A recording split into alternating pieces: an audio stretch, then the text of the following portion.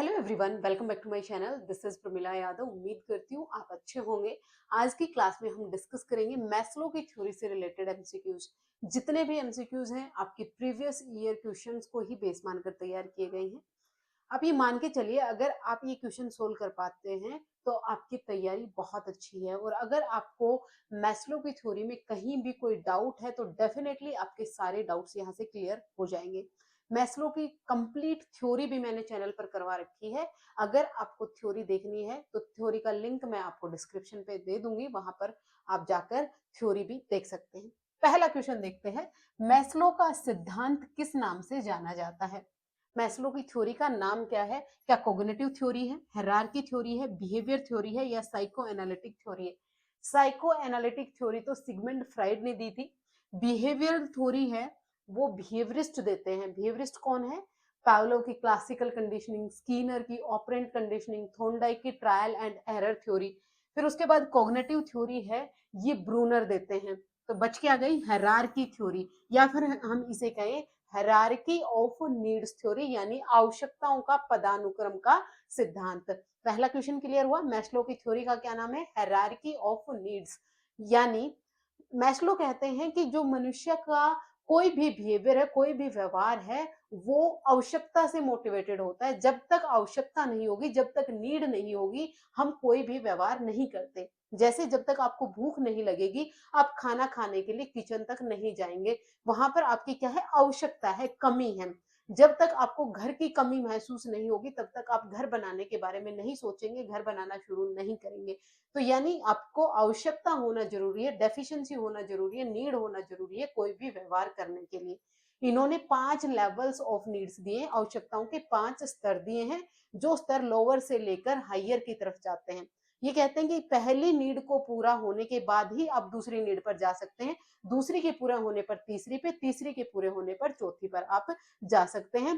पहली पूरी किए बिना आप दूसरी पर नहीं जा सकते। और अच्छे से हम ट्यूशन के साथ साथ बहुत अच्छे से समझेंगे।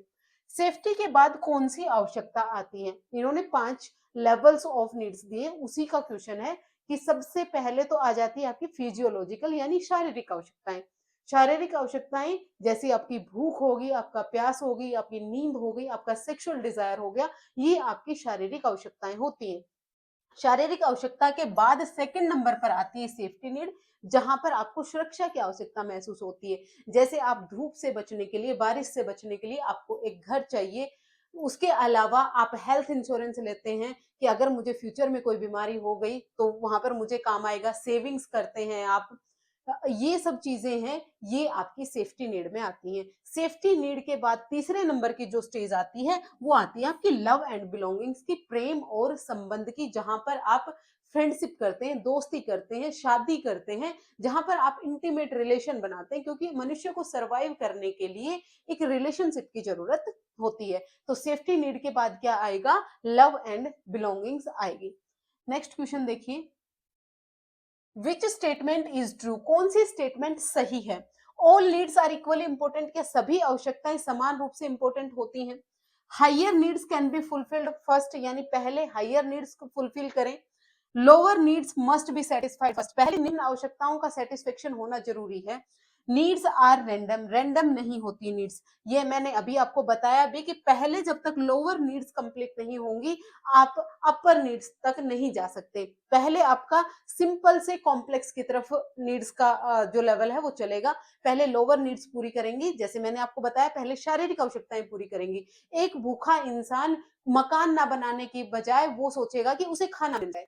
पेट भरा हुआ हो चाहे, फिर वो फुटपाथ पर सो जाएगा। पहले उसे अपनी शारीरिक आवश्यकताएं पूरी करनी होती है। शारीरिक आवश्यकताएं जब इंसान की पूरी होने लगती हैं, फिर उसके बाद वो सोचता है कि अब उसे सेफ्टी चाहिए।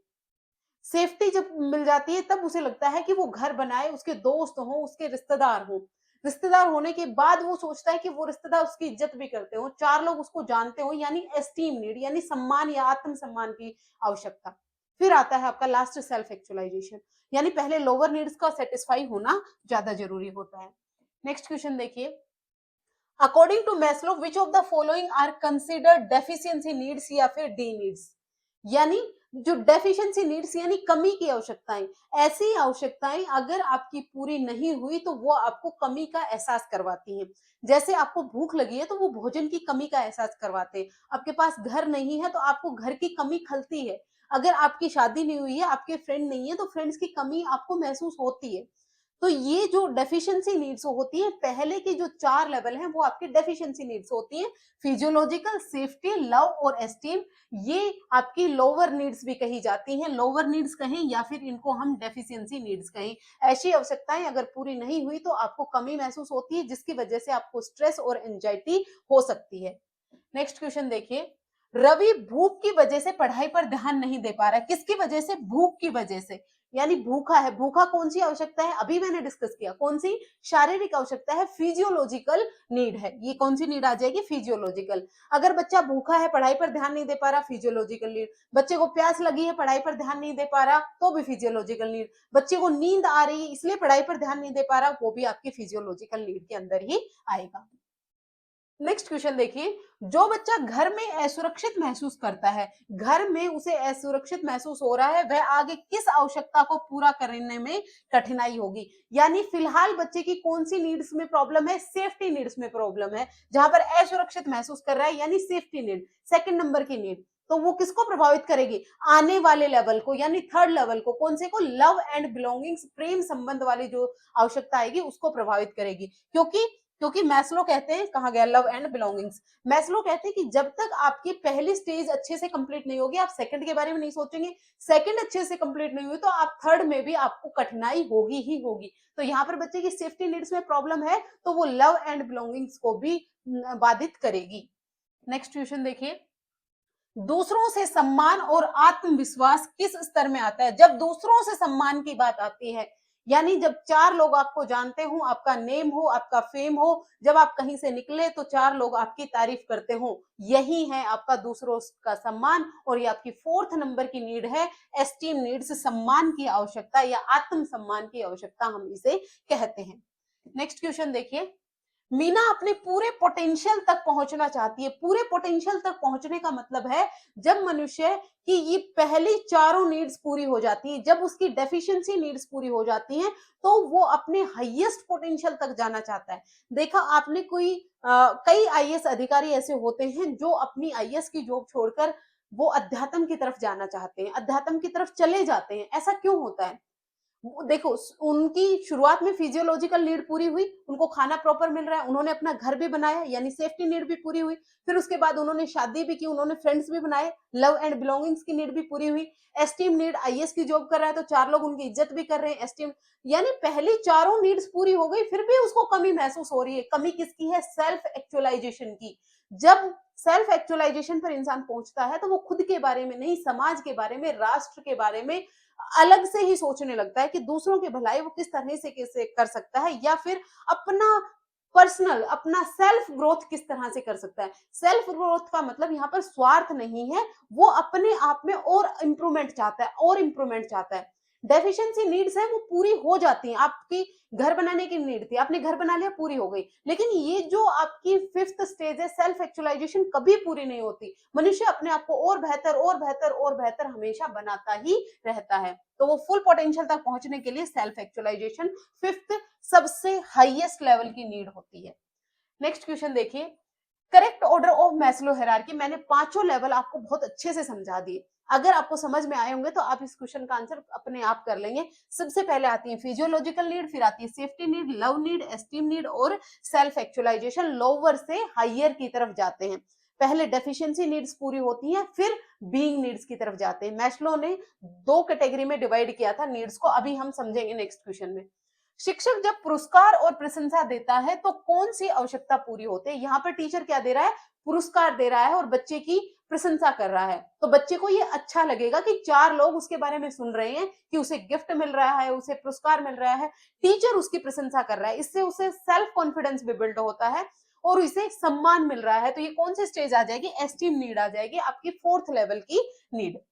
नेक्स्ट क्वेश्चन देखिए, इनमें से कौन सी मैस्लो की मूल आवश्यकता नहीं है? यानी बेसिक नीड्स को आप डेफिशिएंसी नीड्स भी कह सकते हैं, जो आपके पहले 4 लेवल में थी।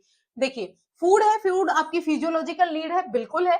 फिर शेल्टर है, ये आपके क्या है, सेफ्टी नीड्स है, बिल्कुल है। लव है, ये आपके love and belongings third stage है, ये है। लेकिन क्यूरियोसिटी की बात मैस्लो नहीं करते हैं। नेक्स्ट क्वेश्चन देखिए, मैस्लो की हायरार्की में निम्न में से कौन सी अस्तित्व आवश्यकताएं होती हैं? मैंने कहा था ना, मैस्लो ने नीड्स को दो कैटेगरी में डिवाइड किया, कौन सी, डेफिशिएंसी नीड और बी नीड्स यानी बीइंग नीड्स। डेफिशिएंसी नीड्स ऐसी आवश्यकताएं जो आपको कमी महसूस करवाती हैं, और बीइंग नीड्स है वो सेल्फ ग्रोथ के लिए, सेल्फ डेवलपमेंट के लिए होती हैं। तो बीइंग नीड्स में कौन आएगा, आपका सेल्फ एक्चुअलाइजेशन आएगा, लास्ट वाली। पहली चार डेफिशिएंसी नीड और पांच वाली है वो आपकी बीइंग नीड होती है। नेक्स्ट क्वेश्चन है, बच्चे के पास भोजन है और घर है। भोजन है यानी उसकी फिजियोलॉजिकल नीड पूरी हो गई, उसकी शारीरिक आवश्यकता पूरी हो गई। घर भी है यानी उसकी सेफ्टी नीड भी पूरी हो गई। लेकिन स्कूल में अकेलापन महसूस करता है। अकेलापन कब महसूस करेगा, जब उसके दोस्त नहीं होंगे। दोस्त किस में आएंगे, लव एंड बिलोंगिंग्स में आएंगे, थर्ड नंबर की स्टेज में आएंगे। होपफुली आपको क्लियर हो रहे होंगे। अगर क्वेश्चन समझ आ रहे हैं तो कमेंट करके जरूर बताइएगा। नेक्स्ट क्वेश्चन है, डर की वजह से छात्र भाग नहीं ले पा रहा है। यहाँ पर उसे डर है। डर चाहे किसी भी प्रकार का हो, डर उसे हो सकता है कि उसके दोस्त उसे चिढ़ाएंगे, हो सकता है कि वो स्टेज पे जाकर अपना स्पीच जो कुछ भी वो परफॉर्म करना चाह रहा है वो भूल जाए। ये क्या है, डर है। और जहां पर भी डर होगा वहां पर सेफ्टी नीड आएगी, वहां पर क्या आएगी, सुरक्षा की आवश्यकता आएगी, सेकंड नंबर की जो आपकी आवश्यकता है।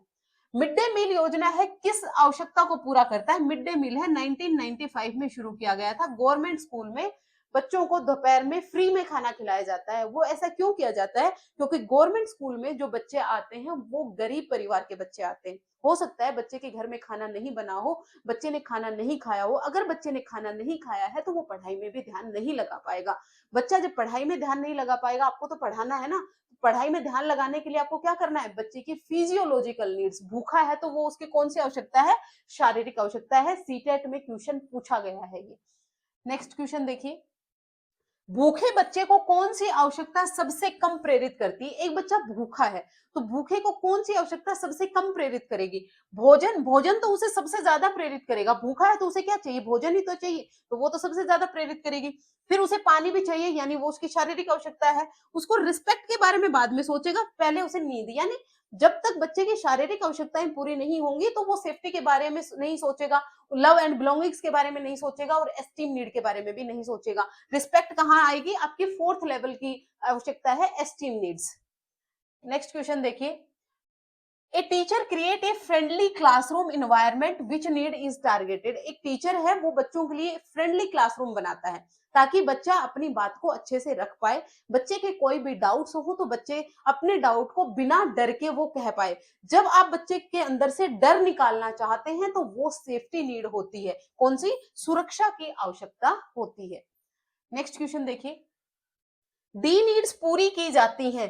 डी नीड्स किसको पूरी की जाती है, क्या हटाने के लिए, डेफिशिएंसी को हटाने के लिए, कमी को हटाने के लिए। क्योंकि डेफिशिएंसी नीड्स हैं वो हमें कमी महसूस कराती है, उस कमी को पूरा करने के लिए हम उस आवश्यकता को पूरा करते हैं।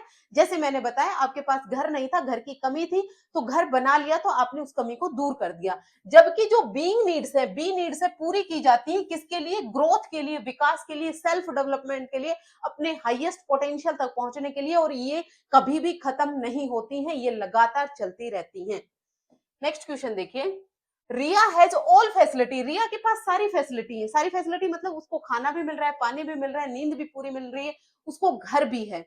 फिर उसके बाद उसके फ्रेंड्स भी हैं, यानी लव एंड बिलोंगिंग्स की भी नीड पूरी हो गई। रिस्पेक्ट भी है, यानी लोग उसको रिस्पेक्ट भी करते हैं, यानी उसकी एस्टीम नीड भी पूरी हो गई। Still feels unfulfilled and want to do something meaningful. वो कुछ मीनिंगफुल करना चाहती है, यानी अपने सेल्फ एक्चुअलाइजेशन तक पहुंचना चाहती है, अपने हाईएस्ट पोटेंशियल तक पहुंचना चाहती है। पहली अपनी चारों डेफिशिएंसी नीड, लोअर नीड्स वो कंप्लीट कर चुकी है, तो आखिर में वो कहां जाएगी, अपनी हाईएस्ट लेवल पर जाएगी, अपनी बीइंग नीड्स पर जाएगी, जो है आपका सेल्फ एक्चुअलाइजेशन। ये कुछ एमसीक्यूज थे आपकी मैस्लो की थ्योरी से रिलेटेड। होपफुली मैं आपके डाउट क्लियर कर पाई होंगी। आज के लिए इतना ही, मिलते हैं फिर से